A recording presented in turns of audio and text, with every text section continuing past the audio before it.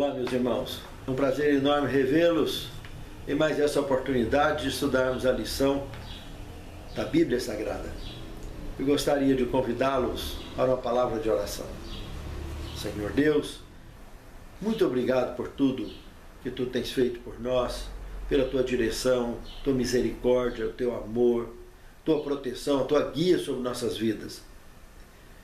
Queremos especialmente te suplicar agora que Tu perdoe nossos pecados e nos capacites, nos habilites à compreensão da Tua palavra, para que não só possamos entender, mas tenhamos das Tuas mãos a capacidade de praticar e de transmitir ao mundo ao nosso redor, de acordo com a iluminação e a inspiração do Teu Santo Espírito.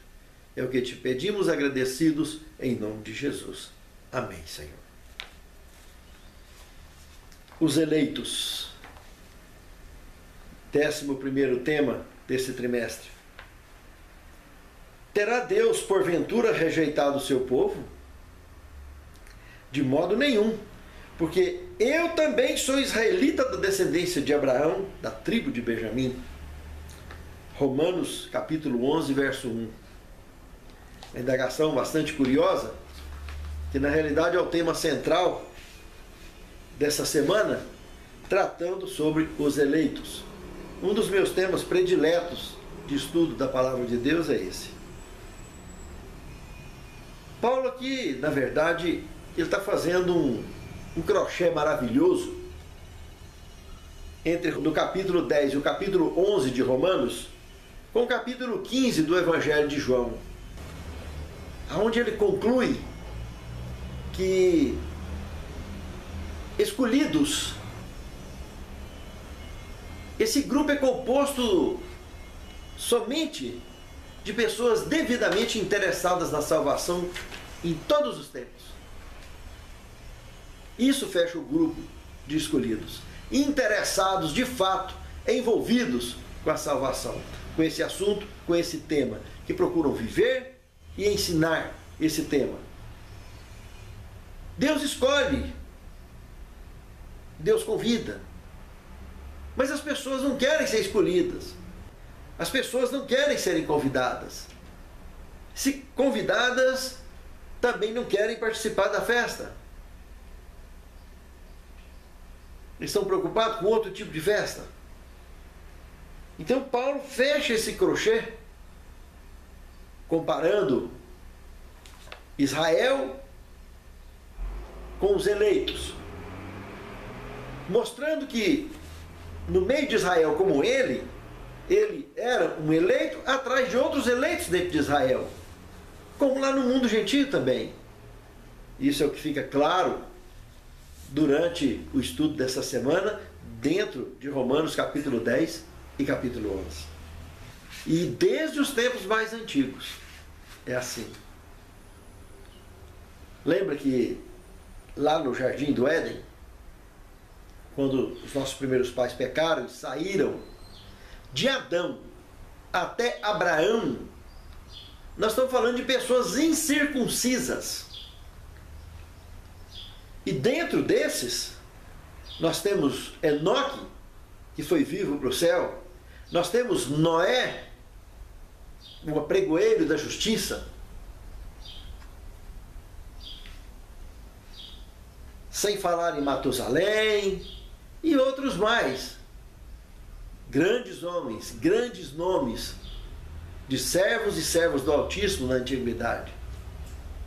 E de Abraão para cá, Abraão é tomado como uma referência por motivos especiais e explícitos de manifestação e exposição de fé ambulante que ele demonstrou.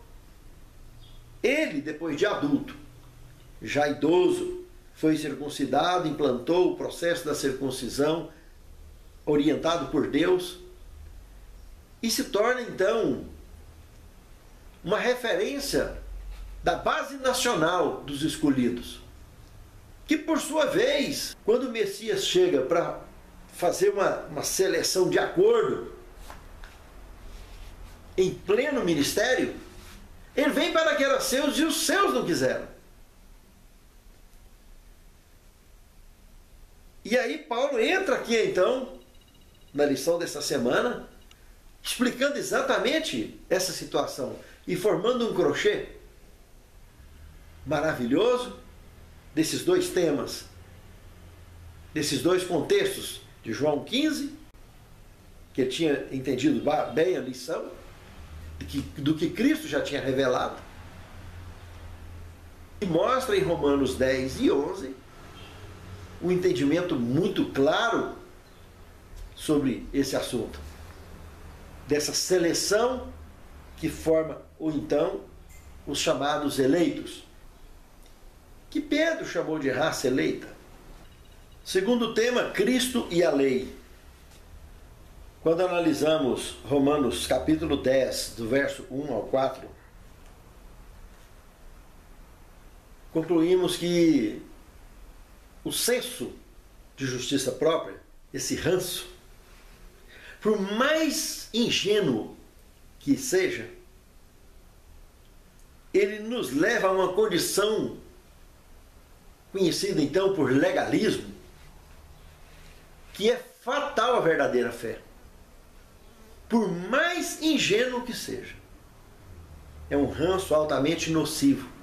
É correto ser correto, mas ser legalista é muito chato, é muito antipático para nós e para o mundo que nos cerca.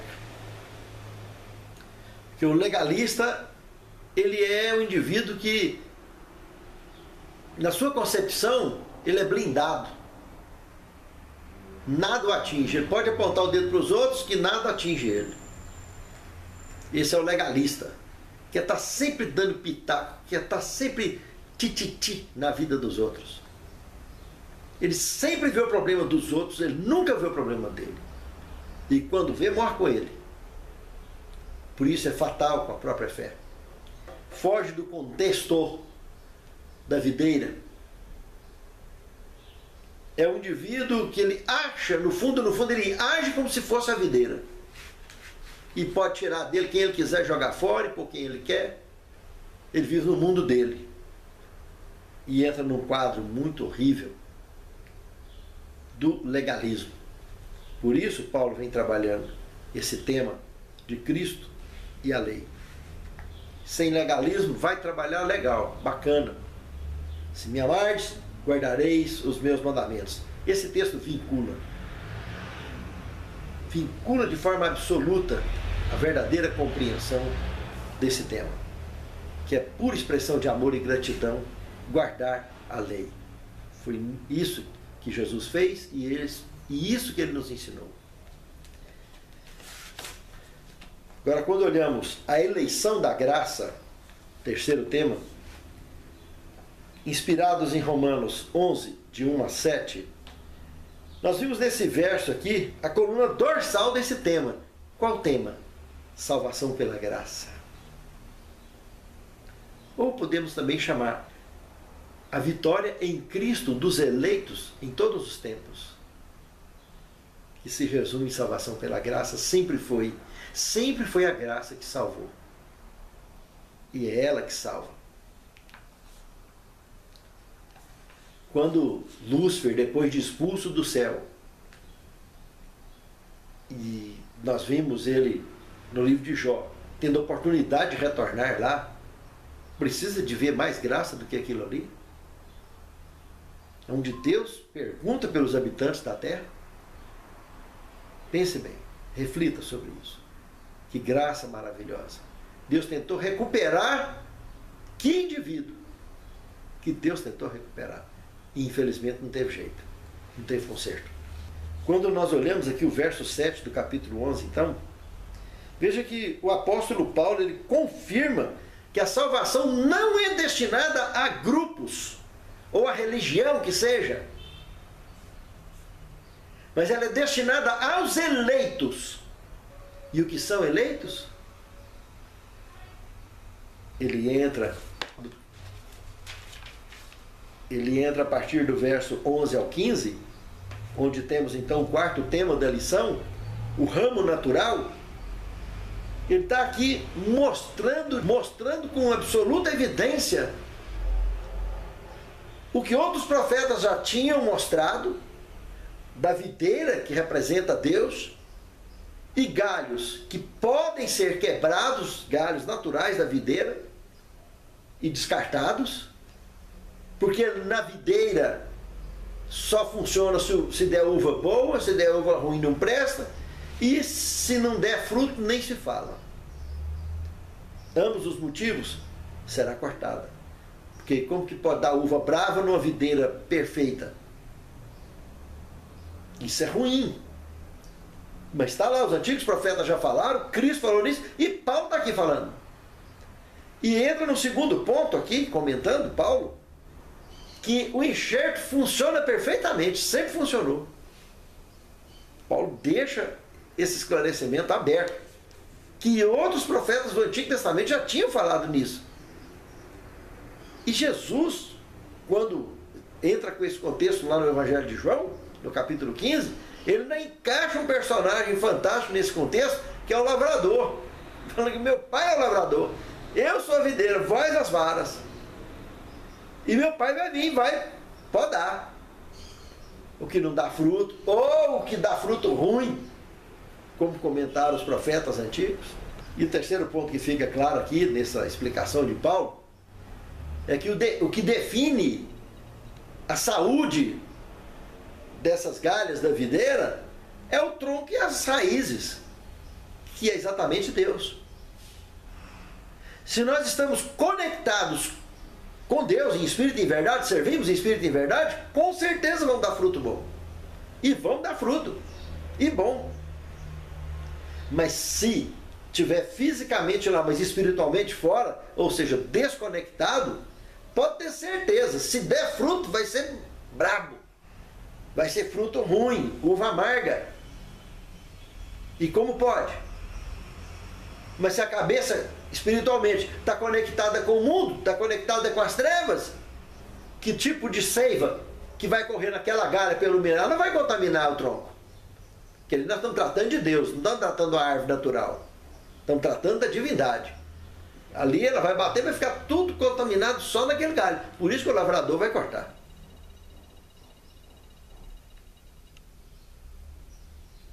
Por isso que é importante o que ele falou no Evangelho de João, capítulo 4, verso 23, que a hora vem, a hora é, em que os verdadeiros adoradores adorarão o Pai em espírito e em verdade, porque o Pai procura tais que assim o adorem. Ele está conectado ali, mas adorando em espírito e em verdade. Porque se não adorar em espírito e em verdade, não vai dar fruto que presta, se der fruto.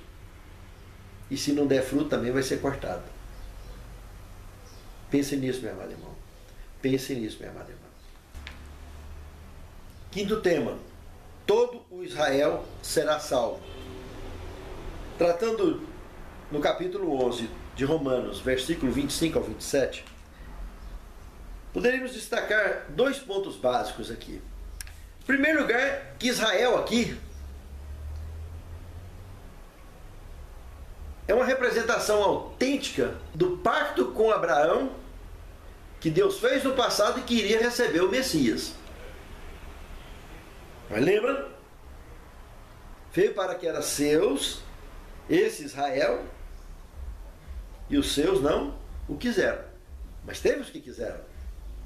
Teve pessoas que o receberam, que o aclamaram, que andaram com ele, que queriam inclusive aclamar ele como rei. Tinha muita gente. Mas a liderança da igreja, a nata da igreja, não quis. E quando ele fala, vem para aqueles seus, ele está falando dos escolhidos, tanto membros como líderes da igreja. Que são pessoas selecionadas, separadas, para divulgar esse ministério de salvação, de graça, que sempre foi oferecido à raça caída, para eles contemplarem deste presente, desta concessão. Necessário é que deixe a vida de raça caída e viva a vida de uma raça eleita, ou de um escolhido. O segundo ponto, que facilita a nossa compreensão, é olhar para o Evangelho de João no capítulo 3, verso 16, onde ele fala claramente que Deus amou o mundo de tal maneira, o mundo, que deu o seu único da espécie, o seu Filho unigênito, para que todo aquele que nele crê não pereça, mas tenha vida eterna. Ou seja, faça parte dos escolhidos. Membros do planeta todo.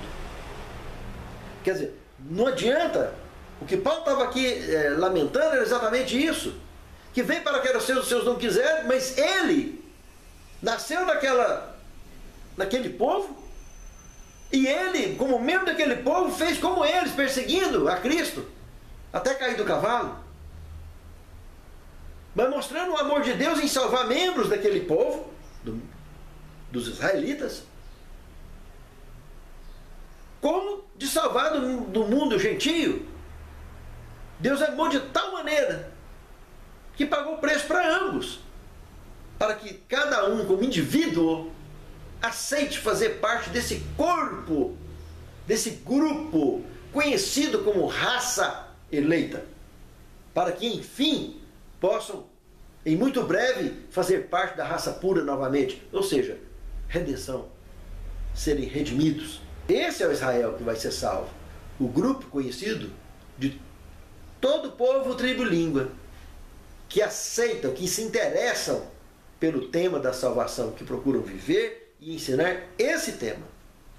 Esse é o grupo de todo o Israel, de todos os tempos. Quando Jesus chegar, ele vai reunir esse grupo todo e levar para o reino eterno. Pense nisso, amado irmão. Pense nisso, amado irmão, para que façamos parte desse grupo. Sexto tema, a salvação dos pecadores. Poderíamos aqui colocar entre aspas, dos desobedientes. Destacaríamos 2 pontos, analisando Romanos 11, de 28 a 36. O primeiro deles, que de ambos os grupos, tanto de Israel quanto dos gentios, tinham desobedientes, rebeldes. Ou seja, estava lá dentro, mas não era lá de dentro. Era da raça caída e estava lá dentro. Ou, se já foi lá de dentro, tirou férias. Toda a vida teve isso. Gente apostatada dentro da igreja, dracma perdida. Lembra? Mas a grande chave aqui, que eu destacaria como segundo ponto, é a palavra misericórdia. Porque justamente quando nós abraçamos essa palavra, esse feito maravilhoso da divindade, a misericórdia de Deus, é que nos vem a certeza e o conforto da salvação. Aí nós viveremos, contemplaremos a verdadeira paz. A minha paz vos dou. Não vou lá dou como o mundo a dá. Naquela paz, a certeza da salvação, nos dá paz. Não importa o que nós temos que enfrentar. O que importa é que eu estou salvo. E o resto é resto. Pense nisso, amado irmão. Pense nisso, amado irmão.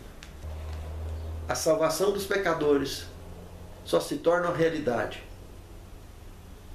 blindado pela misericórdia do Senhor. E para isso nós precisamos de aceitá-la. Precisamos de vivenciá-la em nós, para a honra e a glória de Deus e crescimento nosso na sua graça. Sétimo tema, os remanescentes de Israel. Eu citaria um texto de Atos dos Apóstolos, página 376 e 377, que diz o seguinte: não obstante a falha de Israel como nação, havia entre eles um considerável remanescente em condições de ser salvo. No tempo do advento do Salvador, houve homens e mulheres fiéis que receberam com alegria a mensagem de João Batista. E foram assim levados a estudar de novo as profecias referentes ao Messias. Quando a igreja cristã primitiva foi fundada, ela era composta destes fiéis judeus que reconheceram Jesus de Nazaré como aquele cujo advento havia almejado. Sempre houve remanescentes na história da humanidade. Nos dias de Noé, nos dias de Abraão, nos dias de Moisés, nos dias de Cristo e em nossos dias. Hoje somos os remanescentes, focados em Apocalipse 12, 17. E o que estamos fazendo como tais? Que chegamos ao privilégio de ser comparado como 3 anjos voando pelo meio do céu, tendo o evangelho eterno nas suas mãos para proclamar a todo o povo, tribo e língua. e o que estamos fazendo. Pense nisso, amado irmão. Pense nisso, amado irmão, antes que seja tarde demais. Querido Senhor, muito obrigado pelo privilégio de sermos contados entre os remanescentes. Fortaleça-nos, Senhor, e nos habilite para a tua honra, a tua glória e o teu louvor, executarmos a missão que tu nos tens confiado. Nos ilumine e nos inspire com teu Santo Espírito, proteja-nos com os teus anjos e conduza-nos debaixo dos teus cuidados. É o que te suplicamos agradecidos, em nome de Jesus. Amém, Senhor.